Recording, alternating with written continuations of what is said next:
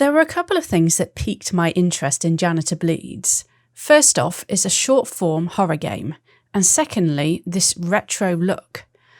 I'm a big fan of the indie horror genre, so how does this game stack up? First off, the game opens with an ominous warning about an entity in the woods, an evil so great that it can twist the path of a lone traveller. Cue my character inexplicably crashing at my car with nothing around me. Was this caused by the mysterious entity, or am I just a terrible driver? I abandoned my car and went off wandering into the woods, where I found a note on a tent, the writer of which speaks of a light calling to them. If you're thinking that this is another game that uses notes scattered around it to tell a story, you're right. I personally don't have an issue with this method, but I know some prefer something more first-person narrative-driven to tell the story. Moving on from this note, which didn't deter my character at all, I then enter a totally not ominous-looking tunnel and emerge in the parking lot of a retro arcade building called Hemo's Arcade, complete with the fabulously hideous carpets of that era. At this point, it's so far so good.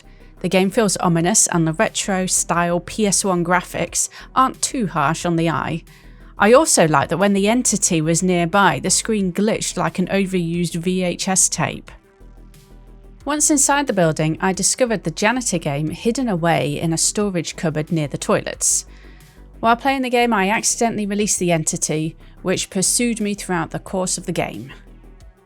Inside the arcade building, the premise of the game is pretty linear in terms of exploration and progression. You'll notice doors of varying colours, which are unlocked with a matching key.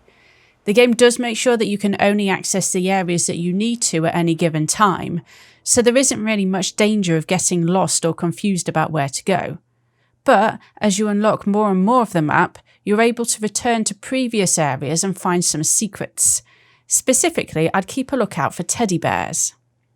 At certain parts of the game, you'll also be stalked by the entity that you released earlier, who will instantly kill you if you get close enough. As long as you don't have your torch on though, I found it fairly easy to avoid. Just break its line of sight and it will generally lose interest in chasing you, and then resume its normal pacing patterns around the room. You'll also find more notes scattered throughout the arcade which give you some insight into what happened here. I would have also liked to have seen a bit more on this front though, as I felt like there wasn't really enough exposition to pad out the story. So all of this sounds quite standard at the moment, right? In terms of like gameplay and mechanics. Well, thankfully this game does have some elements that set it apart and make it feel a bit more unique. As you're working your way through the arcade, you'll keep finding this janitor game. There's an oddly satisfying feel to mopping up the puddles of water inside the game, but you soon realise that this mundane arcade game bends reality. There are some really good and subtle scares when you're playing the arcade game as well, with crashes happening outside of your line of sight and the occasional shadow moving across the screen. But this is because the actions within a game, affect the world around you. I can't say that I noticed puddles of water outside of the arcade game, but you can see that mopping away the rubbish within the game does the same in the real world. Are you following me here?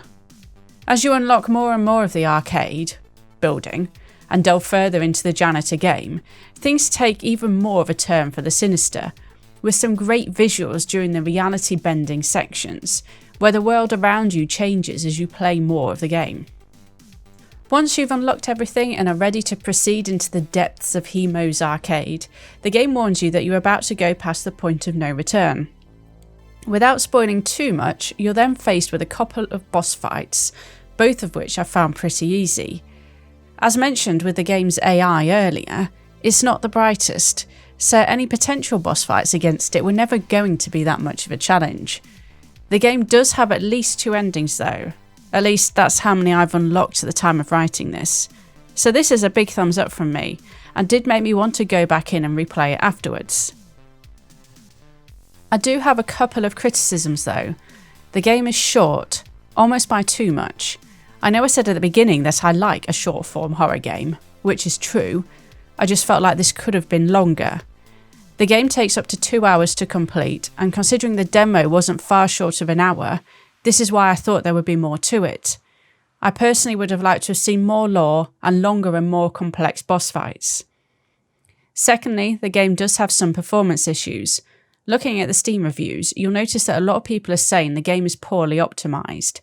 This has largely been patched now, but I was still experiencing some frame dips. The indoor areas were pretty much fine after the game was patched, but I was still having a lot of frame drops on the rooftop. I'm not really sure why my character is even in this arcade too. Were they looking for help, or is it supposed to be the light drawing them in? I do believe it is the latter, but there isn't really some explicit and deep motivation for them to be there. They're not investigating a missing person. They're not looking for a friend or relative who went missing. Some first-person narrative would have been good here, talking about how the character feels something pulling them further into the arcade, or something about the place seeping into every corner of their mind, willing them to go on. Or something like that anyway.